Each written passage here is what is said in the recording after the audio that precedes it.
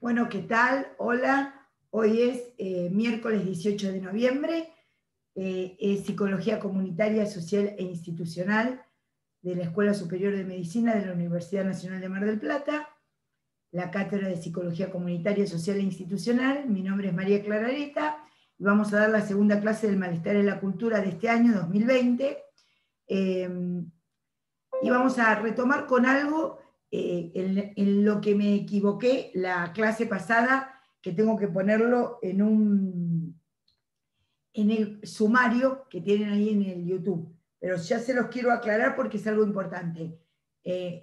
Son las equivocaciones, los lapsus que suceden, ¿no? Para Freud, ¿se acuerdan que habíamos hablado de Freud y el gran invento freudiano, y que era justamente el inconsciente como tal, con esa lógica que da el inconsciente como tal, que hace que de alguna manera se diga, haya una significación en el síntoma y en el decir? Los procedimientos mediante los cuales funciona esa lógica que se llama inconsciente son condensación y desplazamiento. Lo dije mal porque dije proyección en lugar de condensación. Así que lo voy a poner en el sumario como error en la clase anterior. Ojo, equivocación, porque dije proyección y es condensación. Entonces, ¿qué significa condensación y desplazamiento? Lo que después va a nominar de otra manera Lacan para el inconsciente mismo, que se llama metáfora y metonimia. Condensación es cuando elementos de dos cuestiones están puestas en la misma persona.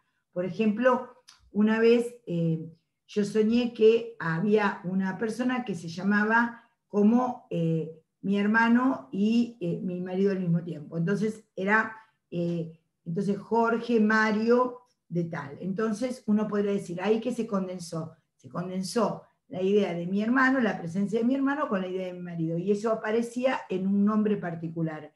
Y la condensación es un trabajo en donde se unen dos aspectos del trabajo del sueño, dos aspectos que pueden ser dos imágenes visuales en una. Entonces uno puede ver, por ejemplo, dice, yo la veía a mi mamá, pero en realidad estaba vestida como mi abuela, o yo iba a la facultad, pero no era la facultad. Bueno, ustedes todavía han ido muy poco a la facultad, pero pueden decir, yo iba a, por ejemplo, yo iba a la casa, a la clínica, porque por ejemplo se van a atender, o al hospital a atenderme, o al CAPS a atenderme, y yo sabía que era la facultad.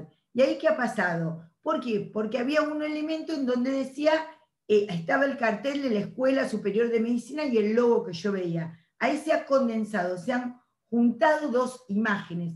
Se llaman imágenes, recuerden lo que les enseñaron las profesoras de literatura, no únicamente las imágenes visuales. Son imágenes, las imágenes pueden ser auditivas, visuales, senestésicas, kinésicas, de movimiento. ¿Se acuerdan todos esos elementos de la retórica que son tomados para la lógica del inconsciente? Entonces la condensación es justamente hacer de más de un elemento, condensar, juntar, condensar.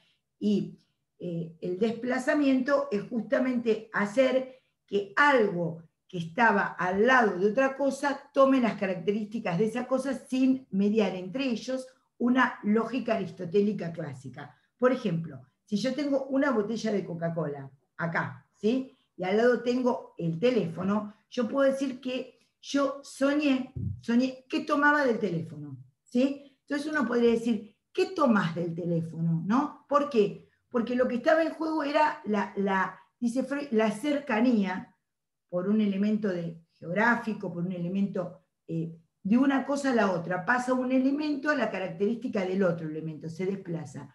Tanto la condensación como el desplazamiento, que eso sí se los dije, pero se los voy a volver a repetir, son elementos que Freud toma de la corriente fisicalista. Entonces, quedamos bien de acuerdo. Corriente fisicalista en Viena, ¿no? Quedamos bien de acuerdo porque eso después lo tomamos, ¿sí? Corriente fisicalista en la cual se intenta dar un sustrato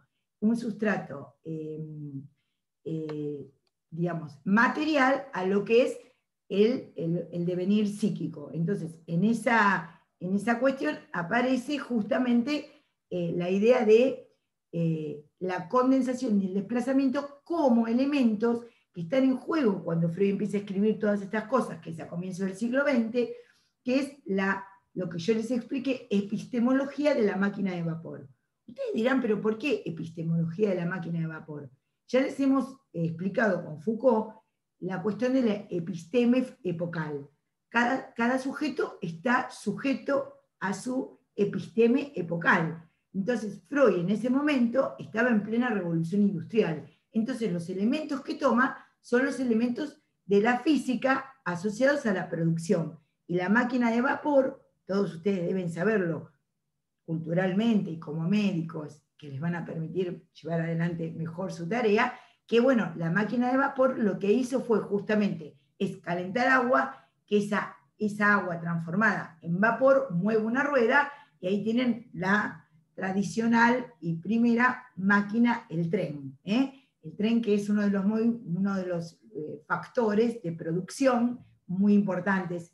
La rueda movida por el vapor también lleva sobre todo a la industria textil, ¿no? Y la industria textil hace que ya no haya una transformación del trabajo humano en un trabajo mecánico. María Marta, vos que sos antropóloga y que sabés mucho de esto, no sé si querés plantear algo más en respecto a esta transformación que operó, porque por ahí ahora dice la máquina de vapor, ¿qué importa? Lo único que importa son las computadoras, pero cada uno es sujeto de su época. Entonces cada uno va a responder como sujeto epistemológico de la época. No sé si querés decir algo de esta transformación, de la importancia de esto y de lo que significó que no todos los hombres y las mujeres desarrollaran determinadas actividades, ¿no?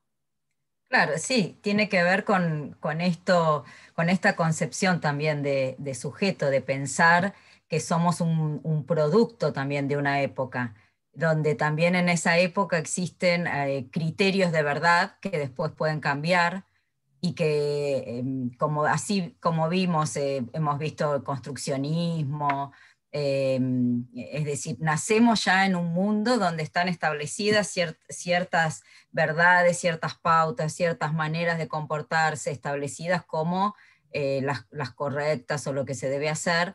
Entonces no quiere decir que eso nos marque definitivamente, pero sí que nos condiciona y nos lleva a, bueno, a encarar la vida de una manera de acuerdo a lo que hemos vivido y a esa época, lo que se conoce, se sabe y se considera correcto en una época, ¿no? Entonces, eso es muy importante para entender sobre todo la concepción de sujeto, ¿no? Bueno, y Que ahí no siempre fue entendido así, porque hubo en épocas anteriores se consideraba una universalidad, como que el tema de la razón universal, como que todas las personas en todo el mundo, en todas las épocas, debían tener la misma racionalidad, por ejemplo. Y no, y esto nos lleva a pensar justamente que no, que esto tiene que ver con momentos históricos, con contextos. exactamente. Y la otra cuestión que quería por ahí corregir era que para Freud, la idea es de lo que constituye el aparato psíquico y cómo funciona el principio del placer, en principio, y a partir de 1920, el más allá del principio del placer, cuando descubre que uno, y nos conectamos francamente ahora con el malestar en la cultura, cuando Freud descubre justamente que las personas no nos movemos por el principio del placer, quiere decir, se define el principio del placer, aquel principio por el cual uno siempre busca la descarga y busca cierta atenuación de ciertas tendencias. Entonces la descarga es vista como el principio del placer y la carga, el placer es visto como descarga y la carga como displacer. Ese principio también es de Fechner, que es el mismo que le permite es uno de sus referentes, uno de los referentes de Freud, y que le permite pensar también el concepto de la otra escena. Ese concepto de la otra escena que él utiliza mucho para pensar qué es el inconsciente. Entonces, sí, sí. Fechner se escribe, es un referente para Freud, en el que él piensa, que define el principio del placer.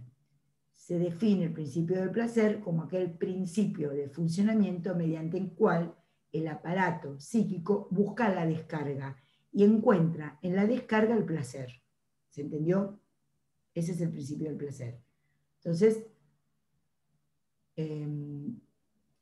lo que está presente es que Freud en 1920 lo que descubre, más allá del principio del placer, es que los humanos no buscamos únicamente la descarga y la tranquilidad, como les decía la clase pasada, sino que buscamos algo de la dimensión de, placer carga, no, Araceli, no, placer es descarga, placer es descarga. Vos, ¿cuándo se supone que vos estás mejor? Cuando das el examen y decís, ¡puf! Ya me saqué de encima psico, ¡uf! Ya me saqué de encima tal cosa, listo. Entonces es la descarga. Pensá también, todos podemos pensar también en la descarga sexual. No. La descarga es el placer. Entonces el principio del placer plantea como fin, podríamos decir, entre comillas, natural, la descarga.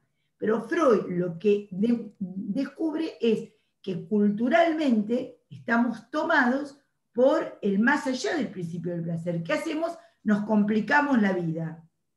Muy bien, ahora el principio del placer es el que busca la descarga, el que sostiene, muy bien, ahí está lo que está diciendo María Marta. El principio del placer... Por las dudas, para que no quede ahí en la... El placer, entonces podemos decir así para ponerlo, para escribirlo.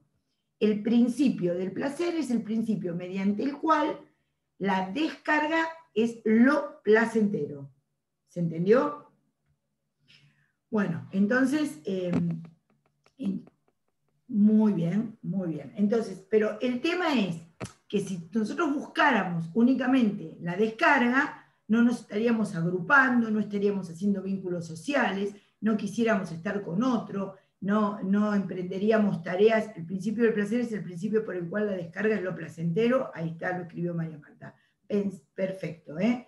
Entonces, es el sacarse la carga de encima. Entonces, lo que Freud descubre es que nosotros nos metemos en cada lío como sujetos impresionante. Entonces, bueno, está en juego la idea de que entonces no es que, por ejemplo, ¿cómo lo ve? Lo ve en la repetición.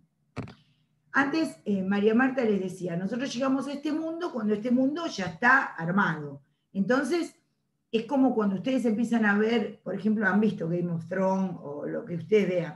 Ustedes piensen que ustedes tienen, ya les creo que se los expliqué en una clase, es como si ustedes empezaran en el capítulo 15. Entonces ustedes en el capítulo 15 entran y empiezan a preguntar, ¿quién es fulano? Che, pero ¿este qué hizo? Y los que están viendo del capítulo 1 dicen, déjate de joder, te dije que empezaras a ver del capítulo 1. ¿Le ha pasado o no? Bueno, la vida es eso, uno empieza con la serie, claro, ahí se los expliqué la construcción de la realidad. Uno empieza con la serie ya empezada, digamos, y uno se va tomando ciertos elementos para decir, bueno, ¿cómo entro yo a esta serie, digamos? ¿Cómo entro a la vida? ¿Qué elementos tomo para entrar en la vida, para tener un lugar en la vida? Eso también es la cultura. Si tomamos la serie como una cultura, ¿se entiende? Como esto que Freud ha dicho, que lo hemos leído la otra vez, ¿no? La cultura designa la suma de las producciones e instituciones que distancian nuestra vida, la vida actual, ¿no? De nuestros antecesores los animales, y que sirven a dos fines: proteger al hombre contra la naturaleza y regular las relaciones del hombre entre sí. Entonces, si esa es la definición de la cultura, ¿sí? Digamos, lo que nos diferencia de nuestros predecesores, los hombres, porque ya les dije que Freud es darwiniano, entonces tiene la idea de Darwin, justamente el evolucionismo dentro de su teoría y de su cabeza. Entonces nos separa, la cultura es la que nos separa de los hombres, y la cultura también es ese regulador del lazo social entre los humanos. Entonces, ¿qué sucede? Si el hombre primitivo de alguna manera tuvo que, hay una de las páginas en donde Freud dice, el hombre, las mujeres, ¿no?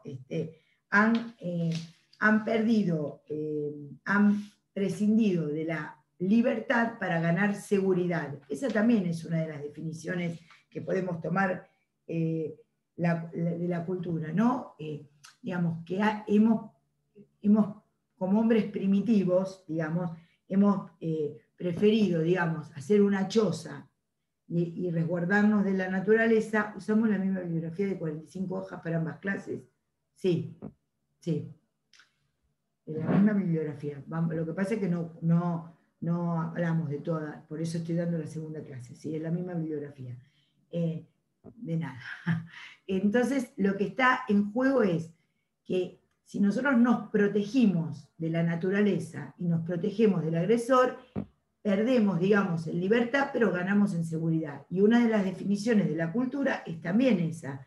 Por eso les hemos dado textos como en donde, digamos, ¿qué es la cultura? Es algo que tiene que ver en donde, digamos, regulamos de alguna manera las pulsiones sexuales y regulamos también las pulsiones agresivas. Entonces, una definición que también cabe en la cultura es cómo nosotros renunciamos a, si alguien me está agarrando la remera que yo iba a ponerme hoy, voy y le pego un palazo, como si fuera un hombre o una mujer primitiva, y agarro la manzana o el animal que está comiendo, lo mato y como. No, bueno, ahora voy y le puedo pedir, puedo ir a manifestar, digamos, todo eso es perder, digamos, algo de la pulsión agresiva y ganar en sociabilidad, quiere decir en hacer algo con respecto a la mediación de la palabra. Eso, la mediación de la palabra tiene que ver, es la cultura. La mediación de la palabra es la cultura, quiere decir, sacrificamos nuestras pulsiones agresivas.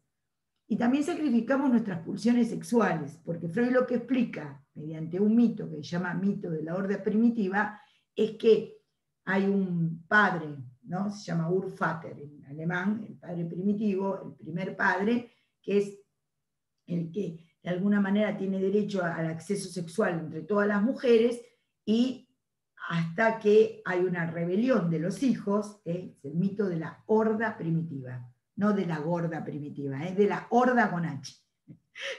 ¿Y cuál es la horda? La horda es la fratría. La horda es la fratría. ¿Qué es la fratría? El conjunto de los hermanos, que se rebelan, matan al padre y se lo comen.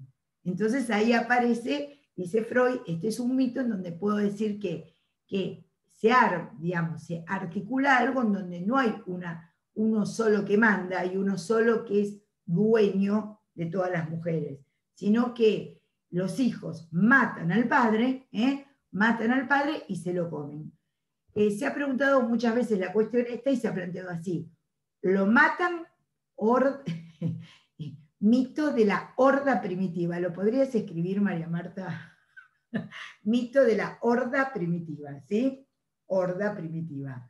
Muy bien, ahí está escrito por María Marta. Y el conjunto de los hermanos, ¿cómo se llama? Fratría. Acuérdense, viene de fraternal, fratría, ¿sí?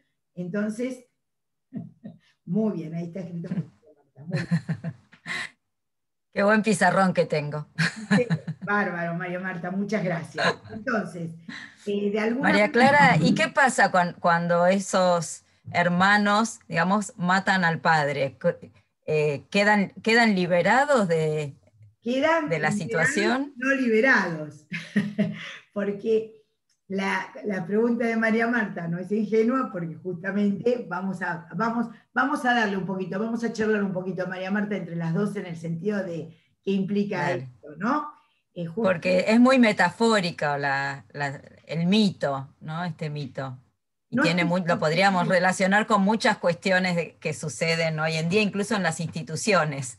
exactamente, que es la discusión sobre el lugar del padre, ya sea Claro. padre o madre, pero sería función padre para la teoría. ¿Cuántas veces queremos matar al jefe, al director, al titular de la cátedra? Otros titulares. Claro, ¿No? claro. Sacarnos de encima, exactamente. Entonces, Claro. el niño pequeño dice: quiero matar a mi padre porque me impide gozar de toda la sexualidad, ¿no? Si el niño se está masturbando, la niña se está masturbando delante de la gente, la madre o el padre dice, ¿qué estás haciendo? Y si es muy moderno, dice, eso se hace cuando uno está solo. Antes era pegarle la mano y decir, te vas a la habitación y hoy no comes la sopa. Eso era antes. Y ahora es, bueno, uno puede gozar de su cuerpo cuando está solo, pero no en público. Ustedes ven que es una diferencia más permisiva, pero de hecho lo que se está planteando es cuando uno descubre las falencias del padre, lo saca del trono donde lo dejamos y duelamos, dice Bárbara. Claro, bueno, uno podría decir, claro, que la forma de matar al padre, como dice María Marta, es metafórica, digamos, ¿no? Y también reconocer, digamos, porque hay que también reconocer de lo que uno es deudor. El complejo de Edipo, como les decía el otro día, ¿qué marca como entrada a la cultura? Marca la entrada de que uno es deudor de quienes nos precedieron. Yo soy deudora de mis docentes. Si a mí no me hubiesen enseñado, yo no les podría estar enseñando a ustedes. Eso se llama deuda simbólica. Uno tiene una deuda simbólica con quienes lo precedieron. Ahora vuelvo a lo de la horda primitiva y la muerte del padre y la institución de lo que sería la cultura. Hay una famosa psicoanalista, se llamó Melanie Klein, una psicoanalista inglesa, que es la referente de lo que se llama escuela inglesa en psicoanálisis, que escribió un hermoso libro, aunque yo soy lacaniana de la escuela francesa, puedo reconocer las genialidades que han escrito otros, por ejemplo, este libro de Melanie Klein, que se llama Envidia y Gratitud.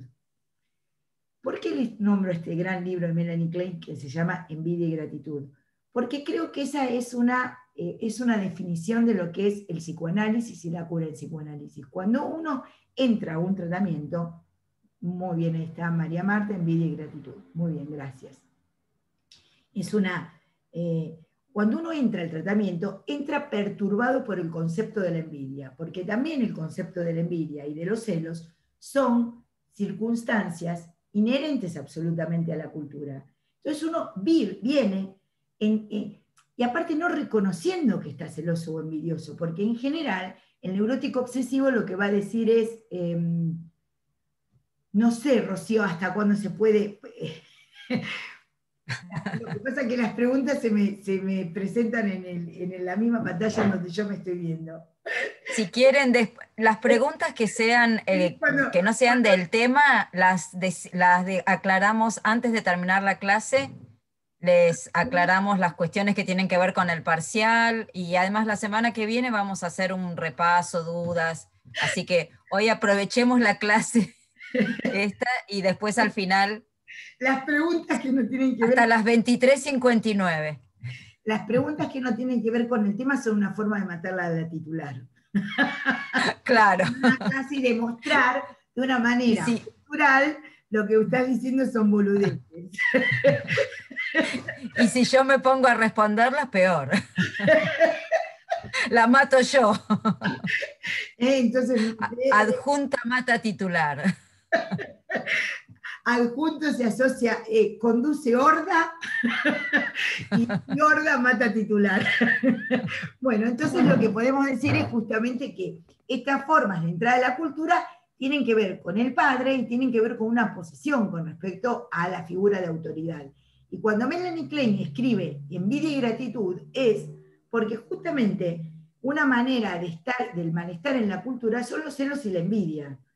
Y los tratamientos psicoanalíticos sirven para que uno de alguna manera, esa envidia y esos celos que lo están volviendo loco de alguna manera con sus síntomas, terminen en una gratitud con respecto a de quienes somos deudores. Reconocer de quién uno es deudor no es quedar como atrapado en el otro.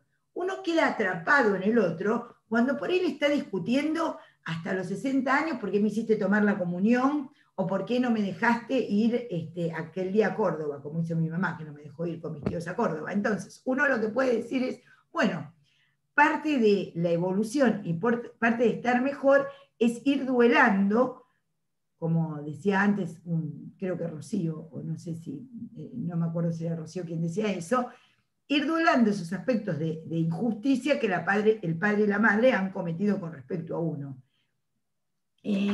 Quiero decir que el otro día me enviaron, ¿no?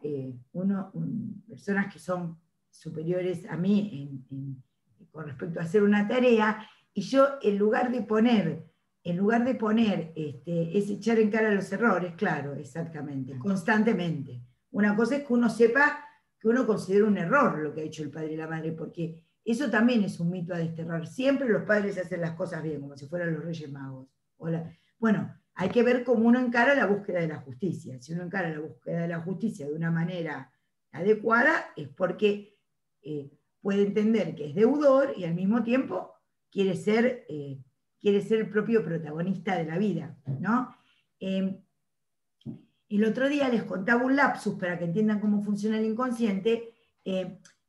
Alguien que es un coordinador de la tarea que yo realizo me manda un mensaje, entonces yo cuando veo el WhatsApp ya sé que es porque algo tengo que hacer y tengo que responder a eso, que es la coordinación de este doctor, ¿no? Entonces yo le pongo, en cuanto veo tu WhatsApp, pienso que ya hice algo, en lugar de ponerle mal, puse ma. Ustedes saben que ma, en nuestro idioma habitual, es llamar a la mamá. Ma tal cosa, ma la otra. Fíjense cómo, haberle sacado la L, ¿no? Esto lo pueden usar con sus novios, cónyuges, etc.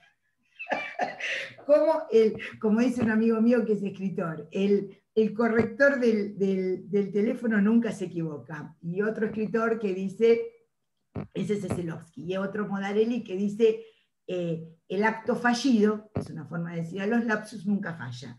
Porque yo al poner ma, lo que es el inconsciente, claro, es una formación del inconsciente mediante un lapsus o acto fallido. Mal, si ustedes se lo ponen a pensar, lógicamente está muy lejos de la palabra mamá, está en dos campos semánticos diferentes, mal y mamá, porque nosotros podemos decir familia de palabras, entonces ponemos madre, mamá, maternal, matriarcado, no sé, muchas palabras asociadas a madre, ¿no? Y si ponemos mal, podemos poner mal, maldades, maleficio, maldito. Y son dos campos semánticos diferentes. Pero ¿qué hace la condensación? ¿Y qué hace esta lógica del inconsciente? Que las palabras funcionen por homofonía. Entonces, claro, el corrector de mi teléfono hace que haga actos fallidos y también, digamos, el corrector de tu teléfono pone al servicio de tu inconsciente el teléfono mismo. Por ejemplo, mandarle un chat a otra persona, les habrá pasado a todos ustedes, ¿verdad? Flor de momento. Flor de momento, uno pasa cuando le pone una cosa a otra persona. Bueno, entonces ahí se ve este campo semántico, dos campos semánticos divididos, por ejemplo, mamá y mal, ¿ven? En un lapsus cometido por mí, están en dos campos semánticos, lógicamente, para la lógica aristotélica, totalmente diferentes. Pero como el inconsciente no tiene semántica, inclusive el patriarcado podría ir a la familia del mal, dice Manuela. Bueno, puede ser, pero no semántica. Este es el tema, Manuela. Puede ir en un patriarcado, podés incluirlo en mal desde una forma ideológica, podés incluirlo en mal si vos estás hablando conceptualmente. Yo lo que estoy hablando es que la familia de palabras en general reúnen semántica y concepto. ¿Entendés esto? Reúnen concepto y homofonía, semántica, morfología de la... En cambio, el inconsciente, ¿qué hace? Le saca el contenido conceptual y utiliza el término de una manera descontextualizado. Esto va junto. Esto es, ahora volvemos. Esto es cómo funciona el inconsciente. Entonces, el inconsciente, de alguna manera, justamente mal y ma comparten esto, comparten los fonemas MA. Para nuestro cotidiano andar, nunca haríamos una familia de palabras donde mal cayera en familia de palabras de madre. Uno puede decir, vamos a hacer conceptualmente, vamos a trabajar matriarcado y patriarcado. Entonces lo puede jugar, pero hace la salvedad. Pero como semánticamente, morfológicamente, no irían gramaticalmente en ese conjunto. El inconsciente lo que hace es usar y decir, ma es la primer fonema de la palabra mamá. Entonces, cuando me exige, yo siento que me exige una responsabilidad laboral, lo que siento es obviamente la exigencia que las niñas sienten, y los niños también, sienten en relación a las madres. ¿Vieron que uno dice, che, anda a bañarte, ya voy, ma? ¿No? Entonces ese ma es una respuesta. O cuando le decíamos mamá a la maestra, claro, exactamente, muy bien, claro, muy bien, la verdad que muy bien, claro, así es, porque es un lapsus, ¿no? Y aparte uno podría decir, la maestra es la segunda madre, la madre es la primera maestra. ¿Y por qué? Y ambos están, en esto de la horda primitiva, están jugados ¿qué? En el orden de que el padre, este padre que se mata, es el padre de la obligación. Y eso está articulado a la lógica del mito de la horda primitiva. Ayer quise mandar un mensaje que diga, beso enorme y salió beso enfermo. Bueno, muy bien. Bueno, podría ahora con ese lapsus, y vieron cuando uno pone no y tiene el prescriptivo, no, sale novio. No sé si lo probaron. No, sale novio. Yo saqué, porque si no ponía no y salía novio. No, no. Entonces, más me hace acordar a los terneros. Claro, bueno, cada uno, ahora es... María Clara, para volver, porque acá estaban preguntando si algo del mito y del malestar en la cultura. Cuando Freud habla del mito, de la horda primitiva, en el malestar en la cultura, se está refiriendo a que a través de ese mito él quiere mostrar cómo se inicia la cultura y cómo se inician las normas también, ¿no? Porque a partir de la muerte del padre hay que buscar la norma entre los hermanos, porque si no se iban a matar entre ellos. Exactamente. Ahí está, tal muy bien explicado por María Marta, como si el padre es en principio digamos, un regulador de goce, podemos decir, porque dice, acá todas las mujeres son mías y son del padre, ¿se entiende? Ahora, entre los hermanos van a tener que encontrar una ley donde se distribuyan los bienes y las mujeres. Suena absolutamente patriarcal porque es un mito de lo patriarcal, ¿se entiende? Es un mito sobre lo patriarcal. Entonces, lo que tenemos que entender es que la cultura se arma en razón, digamos, de que varios, los hermanos, la fratría, de alguna manera encuentren formas, métodos, códigos, leyes que regulen el vínculo entre ellos. Digamos, que se regule de quién es cada cosa, ¿sí? Y que se regule algo del orden de lo que es, podríamos decir, la agresividad y la sexualidad. Básicamente es eso. La cultura lo que hace es, de alguna manera, justamente tratar de resolver eso.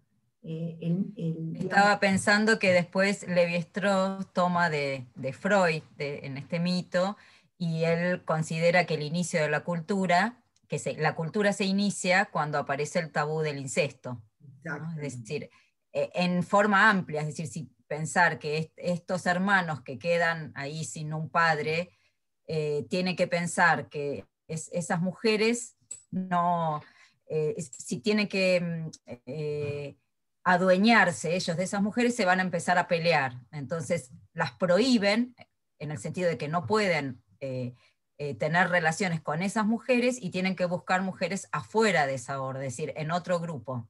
Y ese sería como el inicio, o sea, la primera regla, ¿no?, que se instala reglamentando lo más natural, podríamos decir, que son las relaciones sexuales.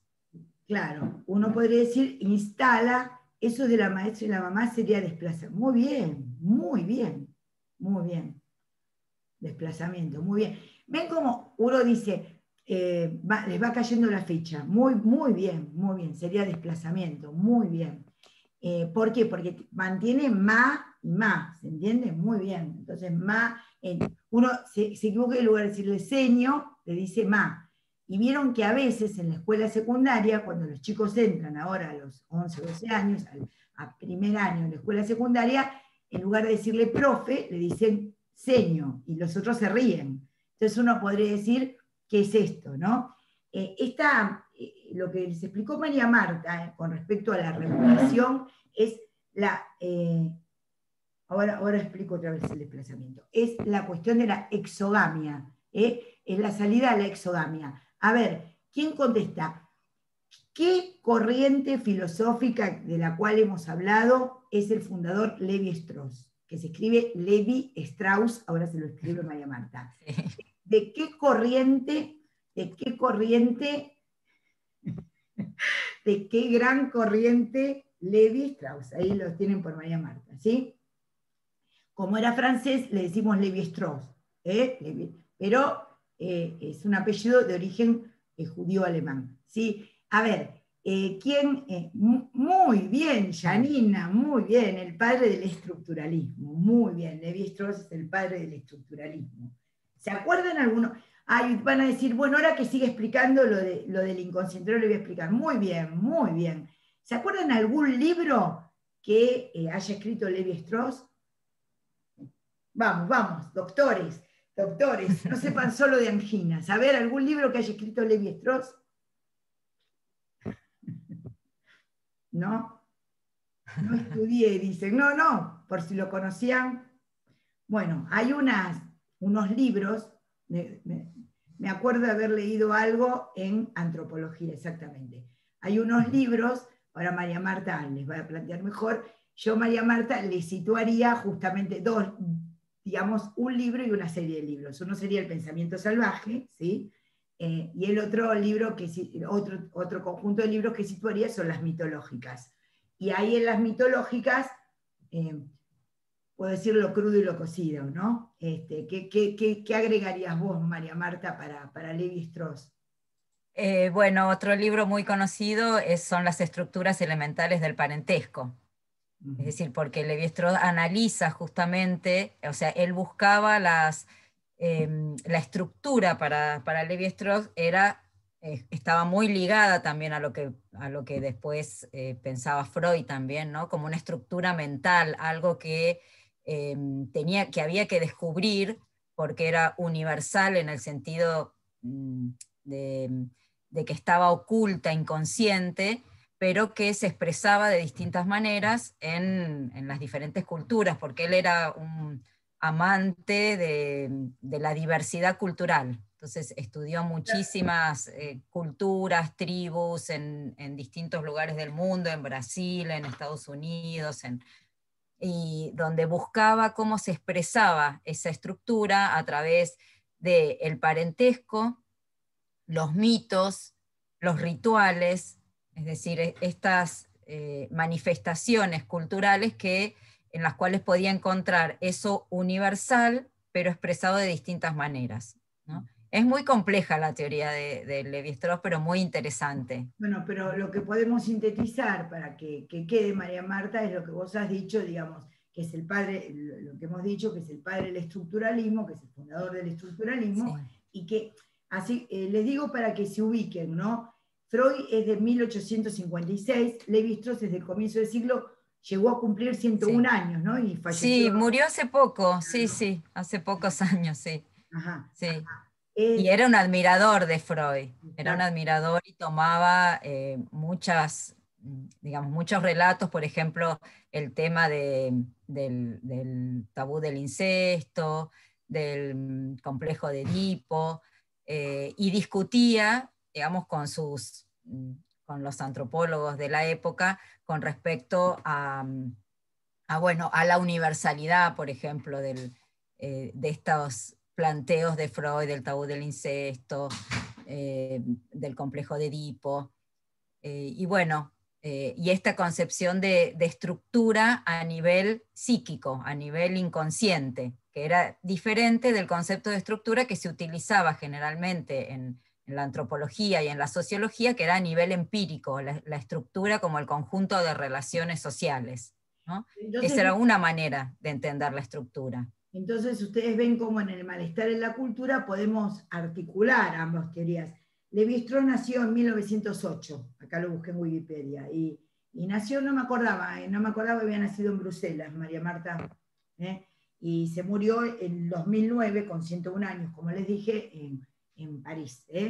Todo el desarrollo lo hizo en la Sorbona, ¿sí? Así que es un pensador francés, nacido en Bélgica, pero es un pensador es francés, ha escrito toda su obra en francés y todo lo demás, pensador francés. Bueno, así que lo que le estábamos justamente planteando es, digamos, cómo, digamos, hay teorías, digamos, que se ponen en juego y que tienen que ver justamente con que uno pasa de lo natural a la cultura a partir de sojuzgar, ¿no? Las pulsiones sexuales y agresivas y legislar sobre los vínculos entre los hombres. Y la gran legislación, es lo que plantea María Marta, es justamente con quién se puede estar sexualmente y con quién no. Esa legalidad de lo incestuoso, se llama incestuoso a esto, ¿no? A la relación del hijo varón con la madre mujer y también por extensión al de la hija mujer con el varón. Digo esto por todo lo que vayan a estudiar después en relación a género, ideas, ideología, bueno, pero ustedes tienen que les tenemos que ir dando la base de esto, ¿no? Para los que lo saben, lo repasamos, y para los que no lo saben, lo van aprendiendo. Entonces, claro, y también para que no se confundan, ¿no? Que, no hay por ejemplo, complejo de Electra, perdona María Marta, para el sí, sí. psicoanálisis no existe el complejo de Electra. Lo digo por si lo preguntamos.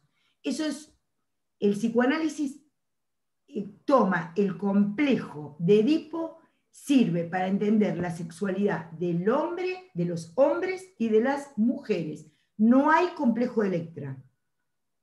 Queda claro, ¿verdad? Queda claro.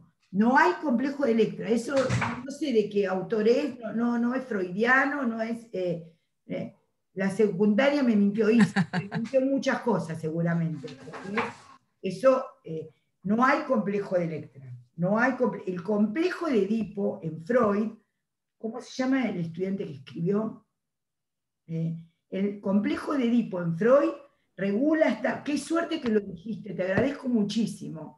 Gastón Cortés. Se llama Hernán Cortés. Gastón. No Hernán, porque si no había, claro. Gastón, gracias que lo preguntaste. Para el psicoanálisis, y gracias, Maxi, que agregaste esto. Gastón, para el psicoanálisis el complejo de Edipo es el que regula para Freud, para Lacan, para Melanie Klein. No hay escuela de psicoanálisis que hable del complejo de Electra. No sé dónde habrá surgido el complejo de Electra, es a partir del mito de Electra. No, que no hay complejo de Electra para el psicoanálisis, no hay. Quiero decirles algo. Freud toma el mito de Edipo, que es un mito descrito por Sófocles, y lo convierte en un concepto que se llama complejo de Edipo. Que haya un mito de Electra no quiere decir que también hay un montón de mitos que Freud no transforma en conceptos del psicoanálisis. Entonces tienen que diferenciar cómo el mito es una teoría, una ficción sobre el origen. Eso es un mito, podríamos definirlo así, ¿no, María Marta? Y Maxi están los dos ahí. Es una ficción. Sí, acá estamos, sí. ¿No? Sobre el origen, la muerte, sobre las cosas más importantes de la vida. ¿Cómo lo definirían? ¿Quieren agregar algo más, los profesores? No, me parece a mí que tiene que ver un relato que busca explicar el sentido de los orígenes, como vos dijiste bien, ¿no? Digamos, a partir de un lenguaje que es siempre simbólico, pero que procura trascender lo simbólico para tratar de captar algo de lo real, digamos, ¿no? De lo que aconteció en los orígenes. Exactamente. Entonces, el mito de Electra, si quieren lo buscamos ahí en Wikipedia, no sé si se entiende, el mito de Electra es un mito, será de la mitología griega seguramente, pero que Freud nunca transforma en concepto. Entonces no hay complejo de Electra, es un error ustedes tienen que, es un error en el sentido de que no es una opinión mía, es un error porque no está desarrollado en la teoría así, ¿se entiende? No es una idea mía, una cuestión, creo que fue, no sé si Jung tiene, Jung, que se escribe, que se pronuncia Jung, no sé, ahora lo buscamos, pero no es del psicoanálisis ni freudiano, ni lacaniano, ni kleiniano, ni estadounidense de Anna Freud, ¿se entiende? No es de ese psicoanálisis. El complejo de Edipo es lo que regula la sexualidad en hombres y en mujeres. Y es justamente el paso a la cultura. ¿Por qué? Porque es el que regula la cuestión de la autoridad y de la sexualidad. Miren, hace unos años atrás, cuando mis hijos eran pequeños, muchos años atrás, estaban dando una serie, esas documentales sobre la naturaleza, de animales, en donde hablaban del oso polar, ¿no? Y contaban que el oso polar es uno de los animales donde más maternaje tiene, ¿no? Entonces, por ejemplo, que la osa tiene el osito y se ocupa del osesno durante 2 años, porque también esta cuestión se llama, digamos, lo cuida durante 2 años porque tiene un largo embarazo, la osa polar, ¿no? Entonces, pasados 2 años, el osesno, que es el osito, el nombre osesno, se independiza de la madre. Entonces, me dice el nene que estaba mirando esto, tenía 5 años. Entonces dice, ¿cómo a los 2 años la madre lo deja? ¿Cómo lo va a dejar a los 2 años? Es chiquito a los 2 años.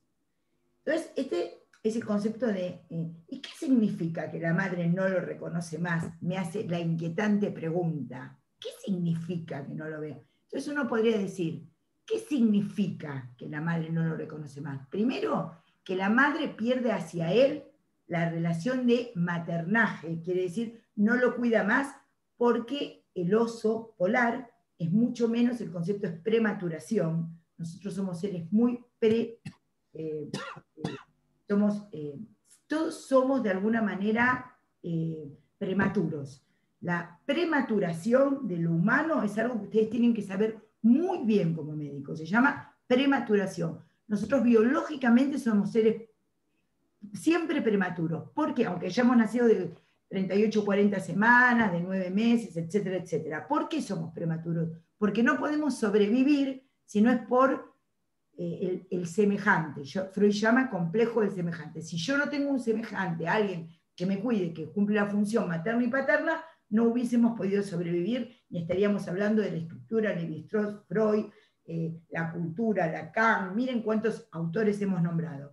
Nosotros hemos sobrevivido porque otro nos ha cuidado. El de Electro dijo que no existe. No existe para el psicoanálisis. No hay complejo de Edipo, no hay complejo de Electra para el psicoanálisis. Lo que existe o no existe, muchachos, antes de que ustedes estudiaran, existía la bomba de sodio-potasio. ¿Ustedes sabían que existía? Y acto fallido, sí. ¿Ustedes sabían que existía la bomba de sodio-potasio? No. ¿Y existió o no? Bueno, puede ser, no lo sé esto que está hablando Daniela. Después lo voy a averiguar y se los voy a escribir en el sumario, ¿sí? En el sumario abajo de YouTube les voy a escribir algo de lo que haya buscado el complejo de Electra. Pero no es del psicoanálisis tal como lo entendemos con Freud, Lacan, Klein, ¿se entiende? Ya entiendo sé lo que es el complejo de Electra, pero no está tomado. ¿Por qué? ¿Por qué insisto? El complejo de Edipo le da un lugar a las mujeres y a los hombres. Porque para Freud, el órgano sexual es el falo, pero que no necesariamente es el pene, es un concepto. Entonces, que la teoría sea falocéntrica no implica necesariamente que sea patriarcal necesariamente patriarcal. Entonces, el concepto de falo sirve tanto para hombres o mujeres porque no coinciden falo y pene. Entonces, es falocéntrica, pero no necesariamente es machocéntrica, ni necesariamente es patriarcal. Por eso Es decir, María Clara, es decir, que el complejo de Edipo abarca la rivalidad con el padre y la rivalidad con la madre. exactamente, como Ambas. estamos en la clase pasada. Supongo yo que en esta época estamos ya tan habituados a decir nosotros y nosotras y ellos y ellas, que ahora cuando decimos ellos tenemos que decir ella sí o sí, y ahora cuando decimos Edipo tenemos que agregarle Electra porque parece que si no estamos dejando afuera algo, pero en realidad cuando se dice Edipo se tiene en cuenta tanto la sexualidad femenina como la masculina, digamos. Pero Exactamente. debe ser una cuestión temporal, digamos, que ya necesariamente necesitamos el opuesto para poder pensar que está completo, digamos. Claro, puede ser. No sería necesario hablar de complejo de Electra, No, porque ya está incluido en el complejo de Edipo. Porque el complejo de Edipo regula las relaciones de hombres y mujeres con respecto a la sexualidad para Freud, para Lacan, para Melanie Klein, para Anna Freud. ¿Se entiende? Entonces, si existe o no existe algo, esto ustedes se lo tienen que poner a pensar. Existe, estamos hablando a nivel de las ideas. Esta materia, esta materia es epistemológica. ¿Qué intentamos hacer con esto que les estamos enseñando? A ver cómo se piensan las ideas, cómo se va la arqueología del concepto. Estábamos en la osa polar, ¿no? Entonces uno podría decir, ¿qué hace? ¿Qué implica que lo desconozca como hijo a los 6, no a los 2 años? Para ustedes. ¿Qué implica lo que decía ahí el documental? Vamos, alguno que esté despierto. Vamos, anímense, así como se animó Gastón a plantear lo del complejo de Electra, que está muy bien y que abre justamente el debate. Vamos, a ver, ¿qué significa que un animal no tiene complejo de Edipo? ¿Por qué no tiene complejo de Edipo? ¿Por qué dice el documental y a los 2 años deja de llevar adelante su maternaje?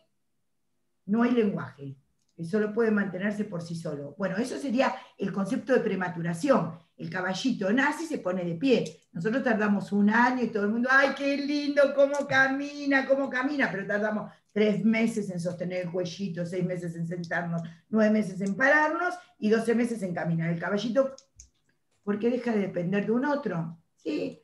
Quería aportar una nota de... Más rudamente, no tienen el vínculo humano de la relación con nuestros padres. ¿Qué hacen entonces? ¿Qué hacen entre ellos? Quería aportar una nota de color a por qué nacemos tan inmaduros. Te hago muy bien, muy bien.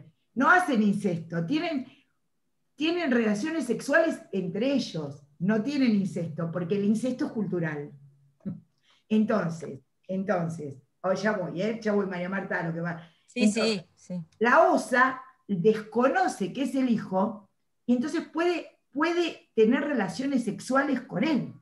Eso es lo que implica. Entonces, ¿qué decía el niño a los 5 años? ¿Cómo lo va a dejar en salita de 2 solo? ¿Cómo la mamá? Entonces, si uno tiene hijo de la edad de ustedes y la mamá a la mañana, che, llévate el saquito, mírenselo, que la mayoría de las mamás de ustedes desconocen que ustedes son los hijos y las hijas, no. Las madres en condiciones de estar le rompemos los huevos toda la vida, ¿o no es así? Rompemos los huevos porque entonces ustedes dicen, che, no tengo frío, mamá. Claro, los animales actúan por instinto natural. Nosotros actuamos por, claro, ahí está, mi gata se embarazó de su hijo. Dije, ay, no, si son familia. El primo veterinario. Muy bien, bueno, justamente...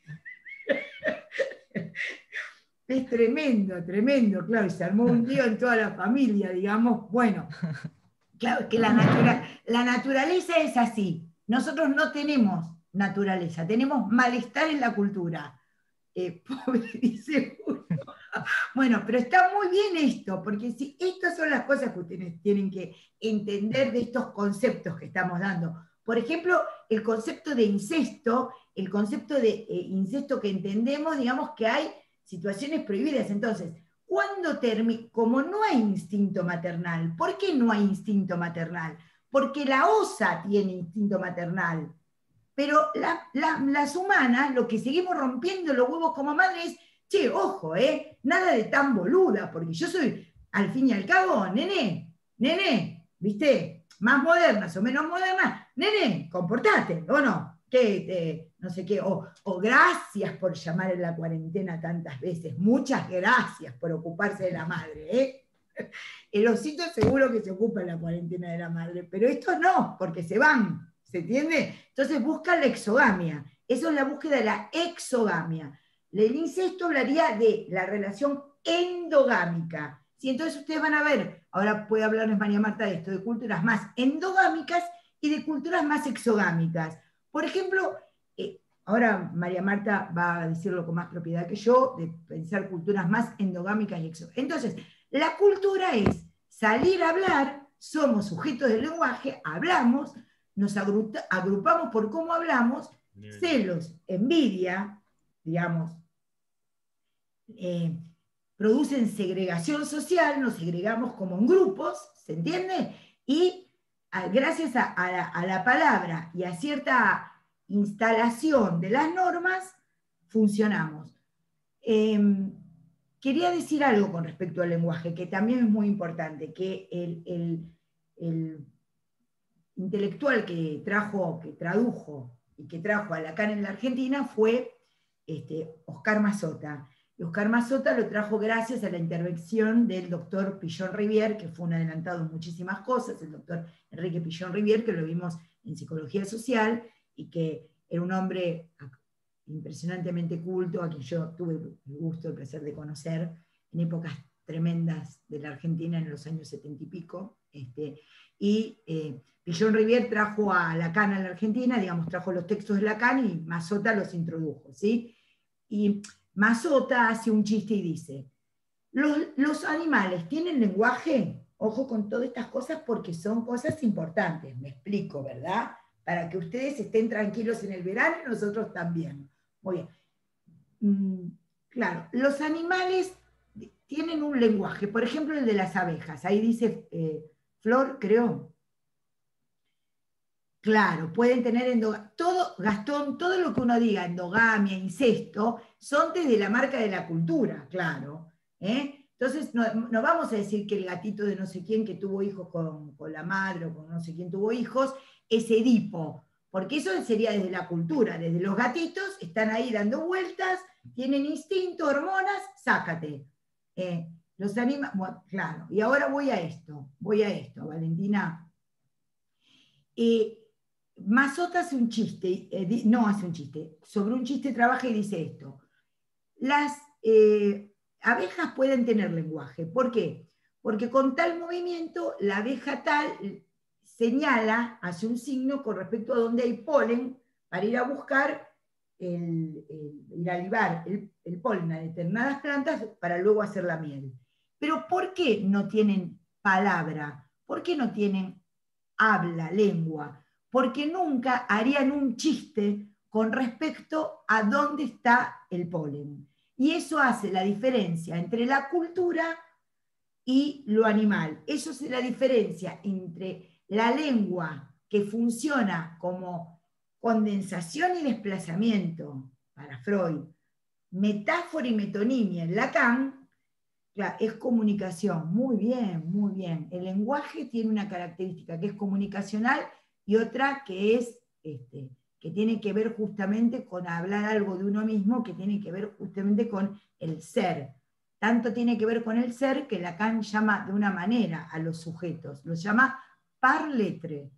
Tanto tiene que ver con eso que vos estás diciendo, que lo llama ser del lenguaje, del parle. Entonces, ¿lo puedes anotar, María Marta? Par sí. lettre. Gracias. A ver si lo escribo bien.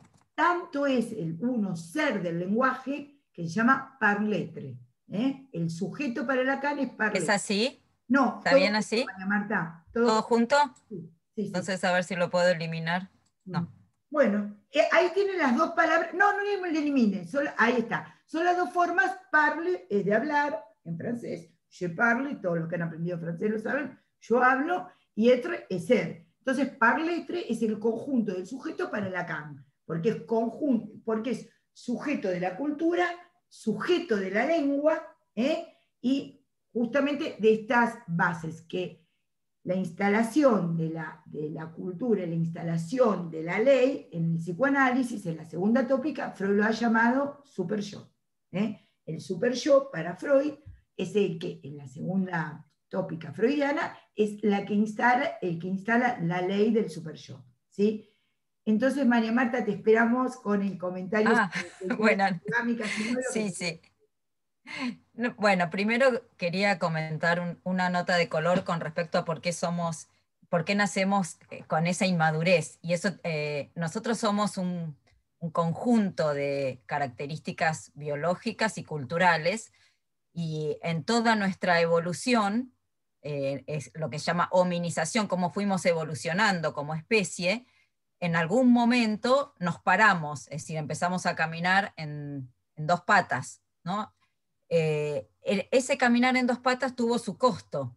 Para las mujeres implicó achicar las caderas y achicar el canal de parto.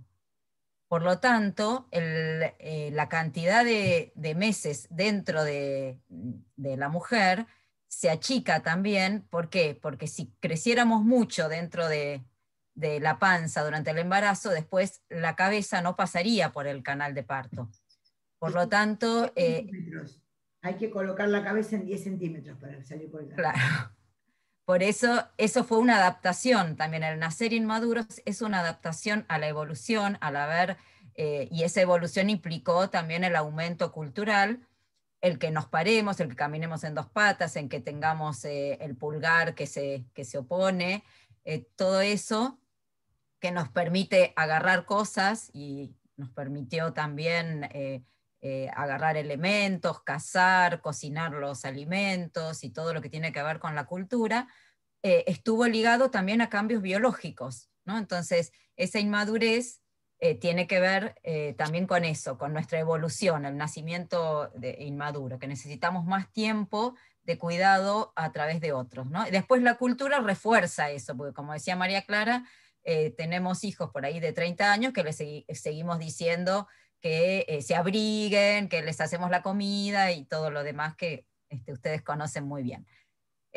Bien, y con respecto al incesto que estaban preguntando y a la endogamia, estos conceptos, el incesto es considerado, yo voy a hablar por ahí desde Levi-Strauss, que toma también de Freud, ¿no? Y que considera que el incesto justamente es, en sentido amplio, es la regla que justamente limita las relaciones sexuales. Por lo tanto, nos alejamos de ese instinto de decir, se supone que en algún momento de nuestra evolución, no está hablando de momentos históricos o poniendo alguna fecha, sino que en ese recorrido de la evolución, antes no existía ninguna regla. Sería comparable a esto de la horda primitiva, ¿no? Donde todos podían tener relaciones con todos sin ninguna limitación. La cultura se instala a partir de que se empieza a reglamentar y se dice, con este sí, con esto no, con esta sí, con esta no, ¿no? Entonces, lo que se plantea es que en todas las sociedades, en todas las culturas, existe algún tipo de prohibición del incesto, y que esto no es algo natural, es decir, es una regla, no es que existe porque hay un rechazo natural hacia la hermana, la prima o el tío, no existe eso naturalmente, sino que se generó como una regla cultural. Incluso la explicación genética que hoy conocemos de que bueno, puede darse la transmisión de una enfermedad porque se casan entre primos o entre hermanos, eso se conoció después de que ya existiera la regla instalada en todas las culturas, ¿no? Entonces, a partir de que se genera una regla de prohibición de relaciones sexuales, se habilita la exogamia, es decir, el casamiento o las relaciones entre grupos, ¿no? No dentro del propio grupo, sino con personas de otro grupo, ¿sí?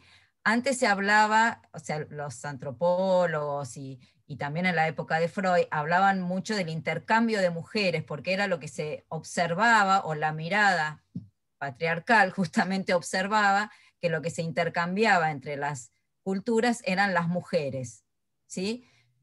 Hoy podríamos decir, bueno, este intercambio sexual entre grupos diferentes. ¿Por qué hay sociedades que son más endogámicas, es decir, que se casan o tienen relaciones dentro del grupo? Eso también es cultural. A ver, ¿cuántos casamientos o parejas se forman dentro de una cultura y cuántos se forman cultura en el sentido de grupo, sociedad, y cuántos entre culturas o grupos diferentes? En general, prevalecen los de dentro de un grupo. Nos apareamos, nos emparejamos o nos casamos con quienes son más afines en general, ¿no? Cuando decimos, uy, se casó un chino con una sueca, ¿no? Entonces es como algo que parece exótico o raro, porque no es lo que se espera, lo que ocurre normalmente, ¿sí? Y hay sociedades, claro, acá dicen, bueno, los gitanos, donde Sí, es más fuerte. los médicos, ¿eh? Es Exactamente. mucho más común que uno se vaya a casar con el instructor de residentes o con un compañero o compañera del hospital, y ahí justamente lo que entra en juego también es qué es la endogamia como concepto, porque, perdón María Marta, porque ahí Sí, dice, sí, el incesto es la relación entre la madre y el hijo varón o entre el padre y la hija mujer. La bien, ley contra el incesto, la ley que regula el incesto, justamente es el complejo de Edipo. Entonces, el incesto es el acceso carnal entre justamente alguien de la misma familia. Por eso ahí decían endogamia, endo de adentro, y lo que regula el complejo de Edipo es decir, con la ley del padre dice, será como yo serás, como yo no serás. Con ella no cogerás, digamos, ¿no? Con ella no tendrás relaciones sexuales, que es tu madre, y como yo serás, porque con mi madre tampoco tuve relaciones sexuales. Entonces, eso de que prohíbe una mujer y libera a las otras en relación a la exogamia. Entonces, ustedes piensen que toda ley sexual tiene leyes, aún ahora en donde el binarismo sexual no está instalado como tal y se plantea algo de una continuidad de las sexualidades o de las formas sexuales, hay una continuidad de las presentaciones sexuales. Piensen que siempre, aunque parezca que todo está permitido, siempre hay leyes que regulan, ¿se entiende? No se aplica a los hermanos, primos y demás, sí, se aplica en amplio grado a todo lo que tiene que ver con el vínculo sanguíneo. Por eso María Marta explicó lo de justamente lo de Levi-Strauss y las leyes de parentesco, digamos. Hay la regulación de la ley contra el incesto regula, digamos, el vínculo entre la madre y el hijo varón, y eso se extiende al padre y a la niña, a los hermanos entre sí, primos, etcétera, digamos, en donde uno puede plantear hasta qué punto hay endogamia o no, ¿se entiende? En Indias no se casan entre familias. Bueno, no sé, esto están diciendo ahí, tienen parece un diálogo entre ellos, no sé cómo intervenir. sí, van a encontrar muchos ejemplos. En el antiguo Egipto se casaban con la hermana mayor para poder heredar el trono. Van a encontrar muchísimos ejemplos, pero lo que siempre van a encontrar es que en todas las sociedades hay alguna prohibición.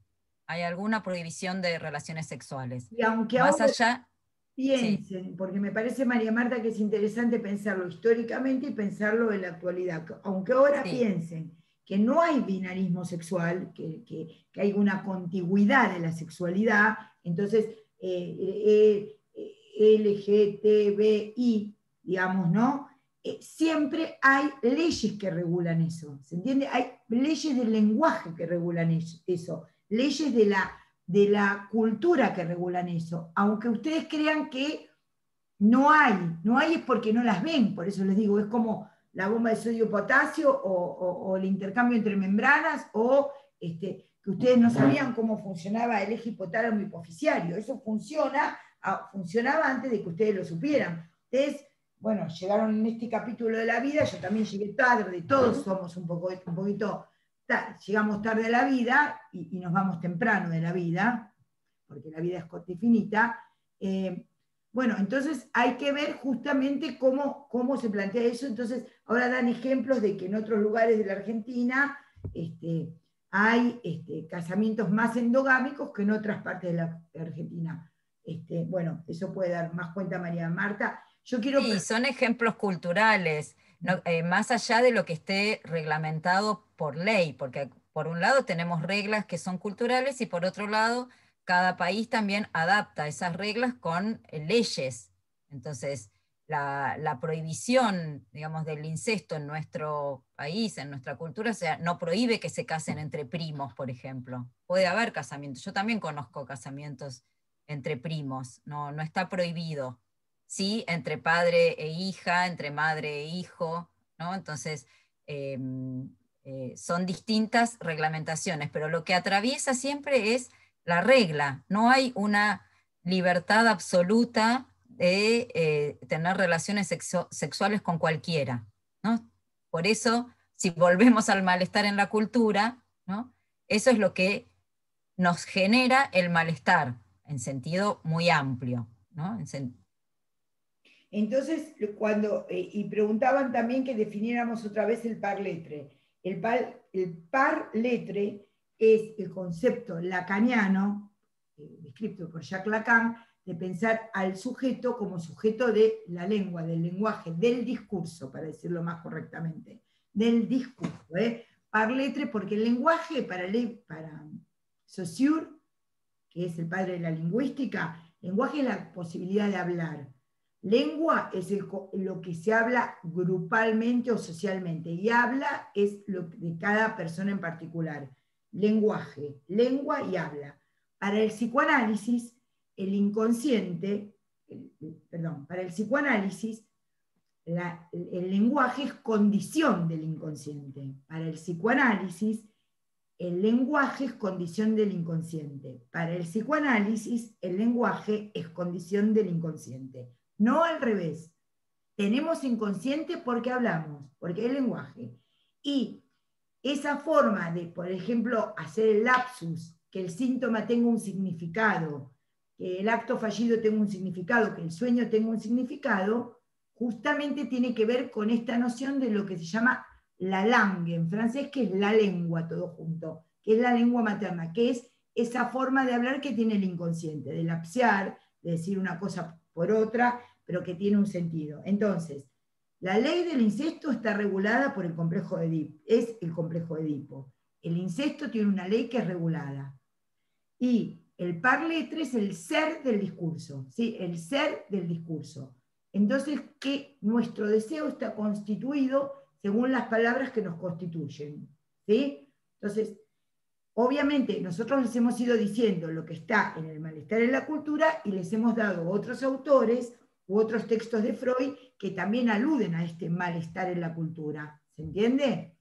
Estamos tratando de entender ustedes como médicos cómo van a ver el malestar en la cultura. Lo van a ver en relación a las tres cuestiones, a la naturaleza, al trastorno de la naturaleza, a lo que al rigor de la naturaleza, lo van a ver en relación al deterioro o a la caducidad del cuerpo, como lo hemos dicho, y también van a ver las fallas de la regulación de las leyes que regulan la relación de los hombres y mujeres entre sí. Entonces, justamente, ustedes no es que van a atender por ser médicos solamente cuerpos, ustedes van a atender personas que son objetos, justamente. Ustedes saben que objeto no es porque uno lo objetalice, sino que uno lo torna justamente, lo puede estudiar, puede hablar sobre eso, es un objeto de discurso, ¿no? Entonces, ustedes van a tomar, van a entender, van a intervenir en personas que son, digamos, que están, digamos, incluidas dentro de esto que le estamos hablando, que es el malestar en la cultura. Entonces, la felicidad que en un momento fue ser libre y andar en bolas como digamos, por eso uno va a la playa y le gusta por ahí andar en bolas, ¿no? Como cuando fue niño, esa libertad se ha coccionado para crear una cultura y la cultura termina generando otro malestar. La naturaleza generaba una indefensión, un estar de alguna manera desprovisto de ninguna protección, claro. ¿no? Sí, estaba buscando la palabra de Freud, desamparo. La naturaleza le produce al hombre y a la mujer es un desamparo, ¿no? Entonces hay un desamparo ante la fuerza de la naturaleza. El hombre armó ciudades, yo qué sé, pero ahora tiene otro desamparo que llamamos malestar en la cultura, ¿sí? Y quiero decir con esto que uno de los elementos del malestar en la cultura actual, que lo trabajan los psicoanalistas, lo trabajan los antropólogos, los sociólogos, los filósofos, es justamente el consumismo. Es poder ver que nosotros, porque Lacan que enseñó, que el superyo no solo regula la ley del insecto y dice lo que está bien o lo que está mal para Freud, sino que el superyo contemporáneo, que descubrió Lacan, después de Freud, que es un discípulo de Freud, lo que Lacan descubrió es que el superyo nos manda a gozar. Entonces tenés que disfrutar, porque sos joven tenés que disfrutar, tenés que ir a tal lado, ay, ¿por qué estás mal? Tenés que disfrutar, tenés que gozar. ¿Cómo la paso mejor? ¿Cómo hago esto? Entonces Lacan dice, estamos, digamos, una de las formas actuales, la forma del malestar en la cultura, es que la exigencia del superyo por gozar. Y eso es muy interesante y es muy importante que ustedes lo sepan, porque van a ver, uno podría decir, a ver, ¿cómo entendemos la anorexia, la bulimia, el consumo problemático de drogas, si no es por querer de alguna manera agarrar el mundo, como cuando somos menores y nos dicen sos impune? A ver si lo puedes decir, Iñaki, si me lo puedes decir de alguna manera otra, que no entiendo lo que querés. No, me refería a como cuando, por ejemplo, vos sos chico y capaz hay algo que está mal que no tendrías que hacer por cómo está visto culturalmente, pero te dicen, sos chico, ¿qué te puede llegar a pasar? Hacerlo igual. Como diciendo, está mal, pero no importa, sos impune, no te van a castigar por eso. Más libre, como que sos más libre. A eso me refiero, exacto. Claro, bueno, digamos, el tema de la responsabilidad subjetiva es un tema importantísimo, porque uno es responsable de su deseo. Uno no busca su deseo, pero lo que plantea el psicoanálisis algo es sobre la responsabilidad, sobre el decir y sobre el deseo, ¿no? Claro, ahí Gastón, el goce debería ser del ello nada más, muy bien. El goce se planteó Ornella, muy bien, muy bien. Como la pulsión. En Freud, el goce se llama masoquismo. La teoría del goce se llama masoquismo. Y en Lacan se llama teoría del goce, porque están las pulsiones del ello. Muy bien. Es un devenir pulsional. Está muy bien lo que decís, esa articulación. No es que debía estar solo en el ello, sino que hay una exigencia, porque acá no es lo que está bien o lo que está mal, es una exigencia a nunca ser lo suficientemente flaca. Entonces una chica se mira por Instagram y supone que tiene que ser como es y se mata de hambre o vomita. ¿Cuál es la diferencia con el placer? Muy bien, muy buena pregunta, Valentina, muy buena pregunta. Muy buena pregunta. Perfecto. El placer es la descarga, es el bienestar en la descarga. El goce es encontrar un bien, digamos, encontrar algo que nos gusta más allá de nuestro bienestar. El goce es encontrar un bien, un me gusta, un lo quiero hacer, más allá del bienestar. El placer es siempre descarga con baja de carga. Entonces uno podría decir, hay algo que marca en la sociedad contemporánea, muy buena pregunta, que no somos una sociedad del principio del placer, somos una sociedad del goce, en donde consumimos, nos reventamos, ¿me entendés? Hacerse un piercing, claro, muy bien, Iñaki, es la carga, el encontrar la adrenalina, lo que nos gusta es la carga. Entonces no hay principio del placer, hay como un principio del goce, ¿se entiende? En donde buscamos cómo hacernos mierda. De alguna manera, digamos, ir hasta el extremo. Ahí nombran algunas actividades, piercing, claro, digamos. Cada uno va a tener cierta regulación de su goce instalada y la puede modificar, por supuesto, ¿no? Pero lo que estamos viendo es esto, que una cosa es el principio del placer, muy bien. La verdad es que si la clase empezó con el principio del placer, el complejo de Edipo, la regulación sobre el incesto, hablamos del malestar en la cultura y terminamos hablando de goces porque dimos bien la clase. El placer lleva al baño en la casa después de aguantar mucho. Goce es aguantar, pusiste porque se fue lo que... Está muy bien ese ejemplo, muy bien. Sí, muy bien el ejemplo ese, es algo del orden... Ustedes piensen, para la mayoría de nosotros vomitar es tremendo. Uno dice, no, a ver, me voy a comer esto, a ver si vomito. En cambio, ¿qué siente la chica que se hace el atracón?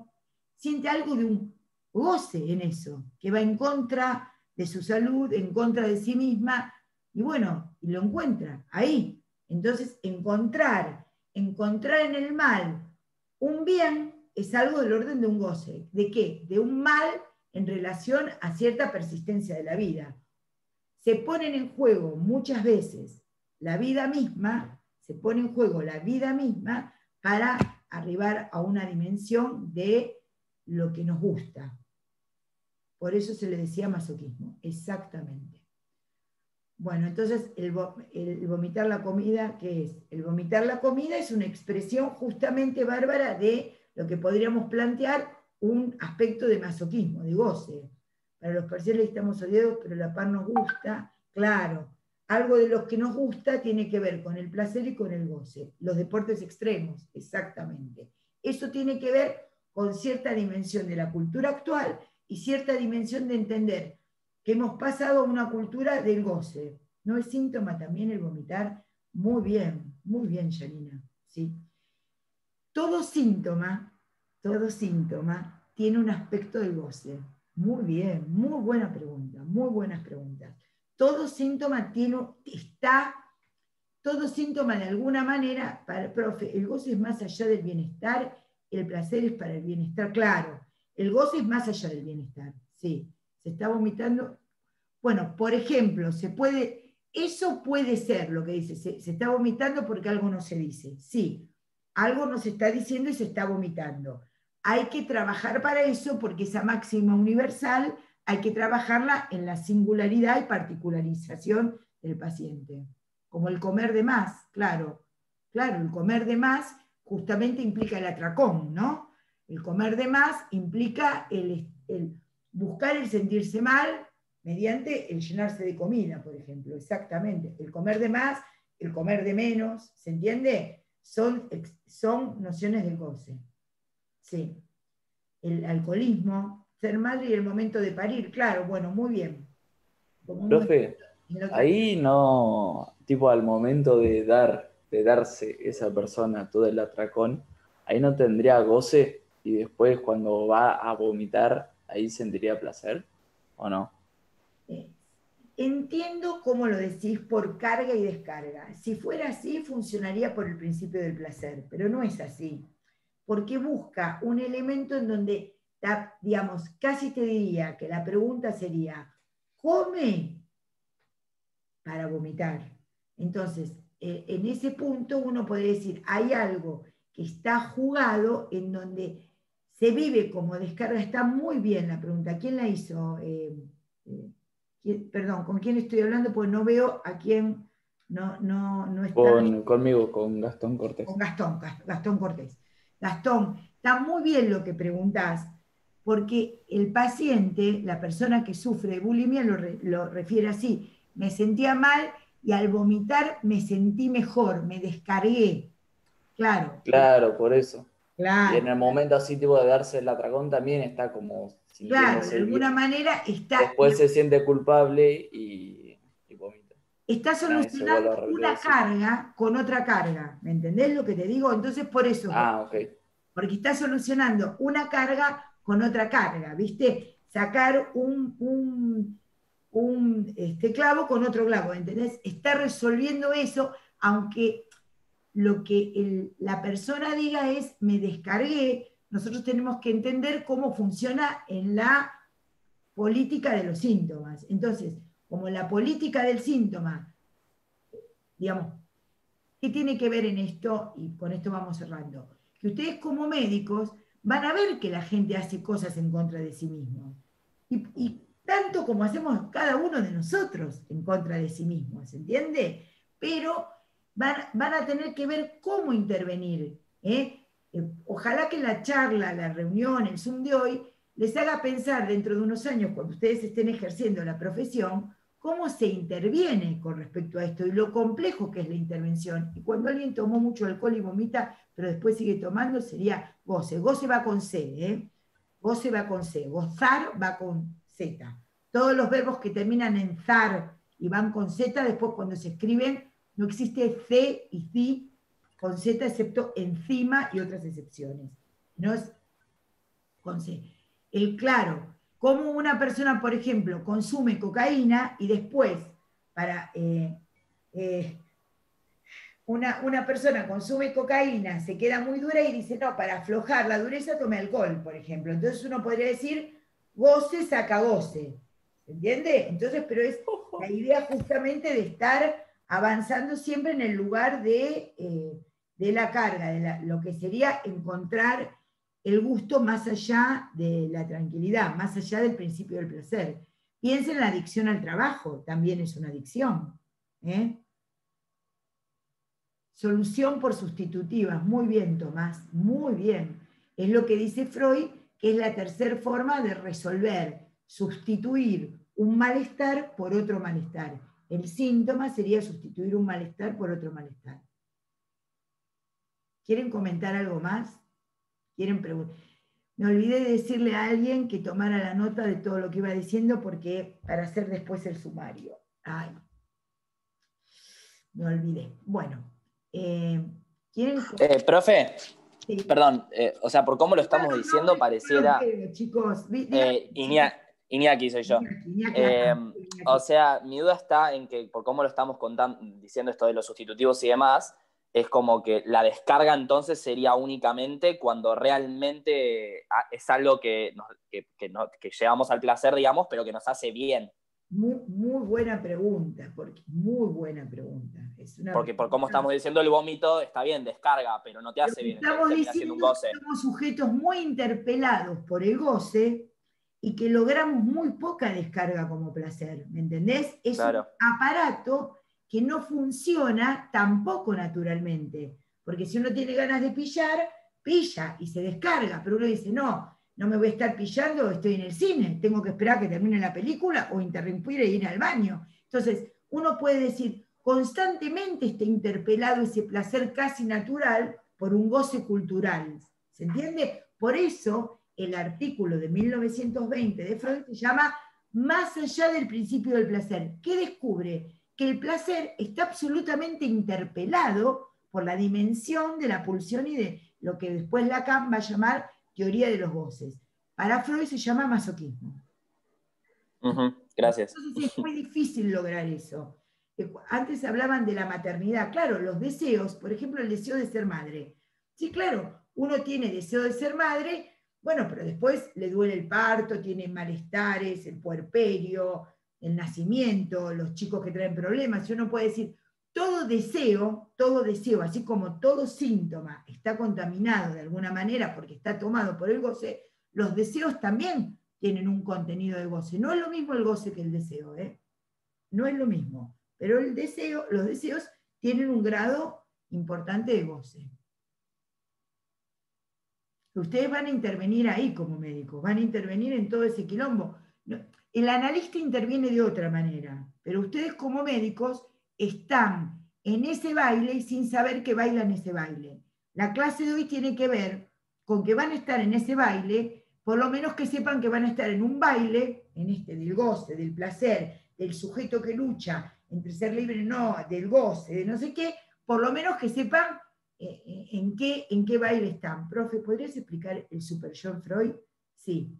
El superyo en Freud, muy bien, es segunda tópica, 1924, el texto que da lugar al superyo se llama El yo y el ello. Como ha dicho uno de los comentaristas de Freud, es particular porque el texto en donde introduce el superyo se llama El yo y el ello, y no el yo, el ello y el superyo. Es de 1924, Y en esa instancia de la segunda tópica, donde Freud no deja de tener validez la primera tópica, que es inconsciente, preconsciente y consciente, pero pasa a pensar yo, ello, yo, super yo. Y el super yo es la instancia reguladora de la ley en el aparato y es, en Freud, la identificación a los aspectos del padre. 1924, Freud, 1924, el yo y el ello. ¿Sí? ¿Te quedó claro? ¿Lo podés escribir, María Marta, si sos tan amable?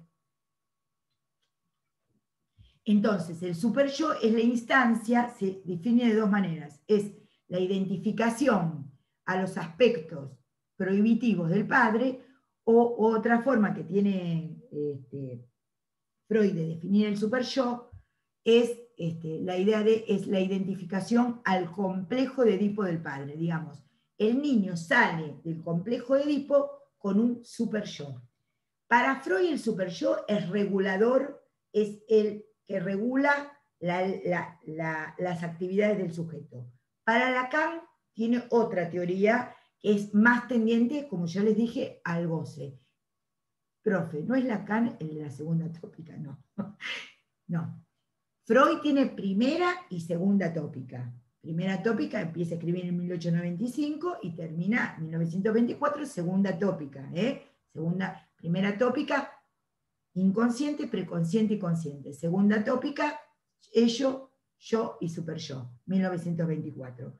Lacan es el que dice, es un francés, nació en 1901, como les dije, como Borges, y es el que dice el inconsciente está estructurado como un lenguaje, y el que dice la pulsión es el eco del decir en el cuerpo, que es todo lo que venimos hablando. Muy bien, muy bien. Primera tópica, muy bien. Ahí está María Marta como lo escribe, muy bien. Y la segunda tópica es 1924. No es Lacan el de la segunda tópica. Ahí está, muy bien. María Marta lo vuelve a escribir, segunda tópica, muy bien. Es de Freud también. Es de Freud también. No, está muy bien, gracias a vos, Flor. ¿Quién más tiene algo para decir? Preguntar, comentar, discutir, debatir. Bueno, nunca pensé que iba a estudiar y entender estos temas. Muchas gracias. Bueno, Julieta, gracias a vos. Qué bien. La verdad que nos alegra mucho. Nos alegra mucho que que se interesen, por lo menos los que dejaron la prendida y no están, porque ustedes están todavía. Pero bueno, que a alguno le interese esto porque este es el baile de la vida, ¿se entiende? Es el baile de la vida, ¿no? ¿Y la primera en qué año? La primera, Freud empieza a escribir en 1895, empieza a trabajar sobre las parálisis, diferencia las parálisis nerviosas de las parálisis psíquicas. Es a partir de 1895 hasta 1924 se considera la primera tópica, ¿sí? Profe, ¿podría decir qué es la pulsión? Sí. Para Freud, la pulsión es un concepto límite entre lo orgánico y lo psíquico, y tiene que ver con la oralidad y la analidad, con lo pregenital y lo genital, ¿sí? Ese es el concepto de Freud. Y para Lacan, la pulsión es el eco de un decir en el cuerpo, porque justamente retomando y releyendo a Freud desde el estructuralismo, porque Lacan hace una lectura estructuralista de Freud, puede decir justamente que la pulsión tiene que ver con lo que decimos, ¿sí?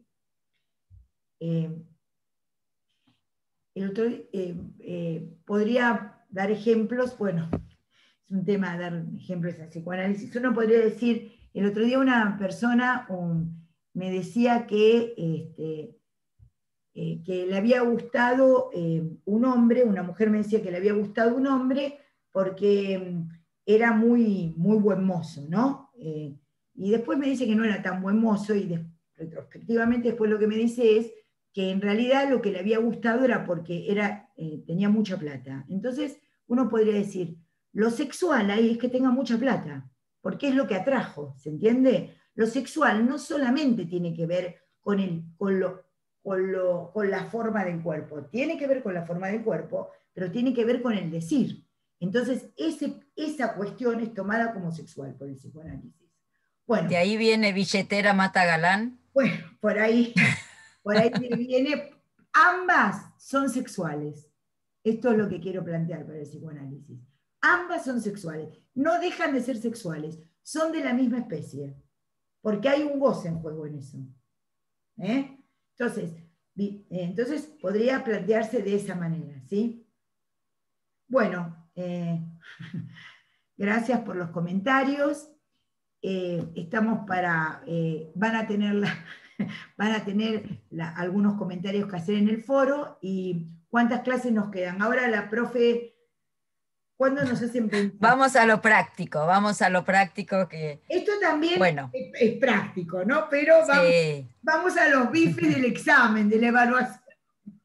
Lo de la evaluación no les gusta a ustedes y no nos gusta a nosotros tampoco, así que, pero lo tenemos que afrontar.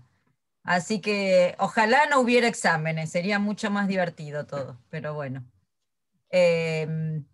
La regla, eso es lo que nos genera el malestar en la facultad.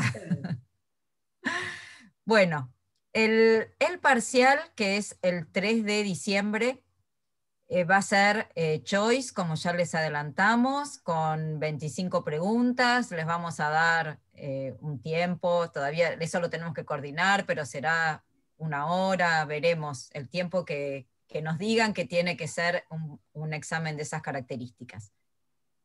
Los temas que entran son todos menos los 2 últimos temas, es decir, Foucault, con el panóptico que vimos, y el malestar en la cultura, y todos los temas relacionados con el psicoanálisis que vimos en estas últimas 2 clases.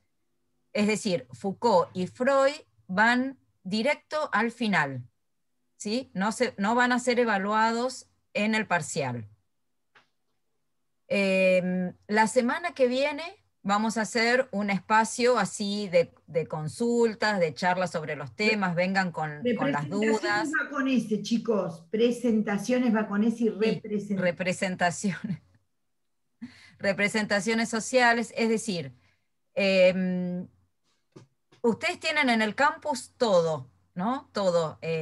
Empezamos con deconstrucción, seguimos con qué es lo social, lo institucional y lo comunitario, seguimos con la medicina como práctica, la construcción social de la realidad, las representaciones sociales, que a eso le sumamos el texto de Susan Sontag y el de Vecinocracia y el pibe chorro.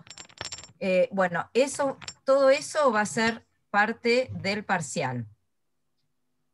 Así que la semana que viene, la idea es que ustedes vengan con dudas, que podamos charlar sobre qué es lo que no entendieron, y recorrer un poco. No vamos a llegar a volver a dar todos los temas, por eso es importante que vengan por ahí con las dudas puntuales. Sobre el parcial, que no incluyen ni... Exactamente. Después... Ni Foucault. Eso. Acuérdense, el parcial, le están preguntando, María Marta, el parcial es el jueves 3 de diciembre, ¿no? El jueves 3 de diciembre, no sabemos la hora todavía. Y el recuperatorio es el viernes 11 de diciembre. 11, sí. El tampoco sabemos la hora. 19 de diciembre. 3, sí. 11 y 19 de diciembre. Así. A partir de la arqueología del concepto. Claro, porque ahí ya entramos en Foucault, Pilar. Ese es el tema de Foucault, del panóptico, lo mismo que el malestar en la cultura. Son las últimas 3 clases, el tema de las últimas 3 clases no entra en el parcial. Por eso se llama parcial, porque tomamos una parte. Sí, eso. Después, con respecto a la participación en los foros, sí, bueno, veremos cómo... les habilitamos también los foros para que puedan participar en estas 2 semanas, son de los temas que no entran en el parcial. Así que bueno, vamos a valorar también las participaciones que han tenido, tenemos todo registrado, quienes participaron, bien. Y es muy importante después para el final, después se los vamos a aclarar, que tengan aprobado campo. Y si no aprobaron campo, no tienen aprobada toda la cursada de psico. ¿sí? Así que eso es muy importante para rendir el final. Lo mismo quienes están condicionales. Quienes están condicionales, ni siquiera el sistema les va a permitir anotarse en el final. Van a guardar la cursada, nosotros les vamos a guardar la nota de la cursada, pero después ustedes tienen que regularizar cursando campo. Una vez que cursen campo, ya van a estar en condiciones de rendir el final. El final, si hay repaso... Sí, va a haber repaso. Sí, sí, porque sobre todo van a querer repasar los últimos 2 temas que no los estudiaron para el parcial. Foucault y Freud, sí, va a haber repaso para eso. Sí. Sí. Bueno. Así que bueno. Bueno, ahora Delphi preguntás, tenemos que haber participado en todos los foros. Sí, los foros están para participar. No es claro, no es el 100%, es como cuando en la presencialidad. ¿Tienen que haber venido a todas las clases? Bueno, no, a un 70%, a un 75% es lo que se estima que tienen que haber tenido de participación para haber cursado. Una cuestión, parcial pueden dar los estudiantes regulares y los estudiantes condicionales, el parcial. El final solo lo pueden dar aquellos que son regulares, quiere decir que hayan aprobado el ARTI y FSH con las dos materias y estén cursando Hábitat y Campo. El que no esté cursando Hábitat y Campo no puede dar el final de psicología, porque una parte de psicología es campo. Entonces no pueden rendir el final, se queda claro, ¿verdad? Y al final se inscriben por SIU. Solamente vamos a tomar final a los que estén inscritos por SIU. Entonces, profe, lo que estamos en condicional, recién podríamos rendir el final el año que viene. ¿Quién habla? Claro. Yo, Gastón Cortés. Gastón. Claro, Gastón. Claro, sí. No puedes rendir el final. Porque campo es parte de la asignatura. Okay. Más, dejaron que ustedes cursaran, por eso dejaron que ustedes cursaran psico, justamente para que pudieran ir avanzando de alguna manera en alguna materia, pero no pueden rendir este año hasta que no tengan hábitat y campo, ¿sí? Pero campo, muchachos y chicas, campo es campo, ya se está terminando. Si no cursaron campo, el año que viene lo van a cursar, no sé.